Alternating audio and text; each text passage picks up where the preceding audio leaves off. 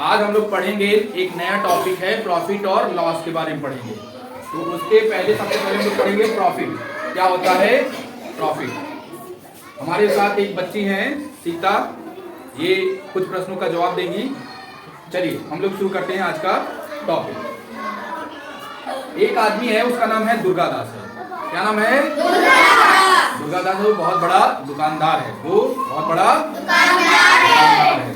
उसने एक सैक खरीदता है, किसका? शुगर का खरीदता है। शुगर माने चीनी।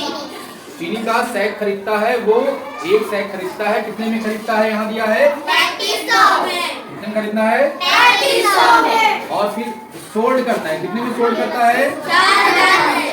4000 में। तो बताओ कितना अधिक में वो सोल्ड किया, कितना अधिक उसको मिला पैसा? कैसे पता चला? 4000 में से जब हम घटाएंगे 3500, कितना आएगा? 500 रुपए उसे फायदा मिला, उसे फायदा मिला बेचने का। हम लोग देखते क्या है यहाँ पे, क्या देखते हैं कि जिस दाम पर वस्तु खरीदी गई, ठीक है, उससे अधिक अगर हम लोग उसको बेचते हैं तो क्या होगा? हमें फायदा होगा। हमें क्या होगा? फायदा होगा। तो हमारा फायदा को ही लाभ कहते हैं। जो हमें फायदा हुआ उसी को क्या कहते हैं? लाभ कहते हैं। तो हमारा प्रॉफिट निकलेगा, प्रॉफिट बराबर selling price minus cost price. Selling price minus cost price. Selling मतलब हुआ जिस पर बेचा गया, बेचा गया को कहते हैं विक्रय मूल्य। विक्रय मूल्य और कॉस्ट प्राइस जिस पर वस्तु खरीदी गई उसको क्रय मूल्य कहते हैं। Price at which an object is purchased is cost price. Price at which an object is sold is selling price. ठीक है, समझ में आया सबको? Okay, thank you. अभी हम लोगों ने देखा प्रॉफिट। प्रॉफिट क्या होता है उसको हम लोगों ने समझा। अब हम लोग समझेंगे कि लॉस क्या होता है। जो दुर्गादास था, एक बड़ा सा क्या था? आदमी था।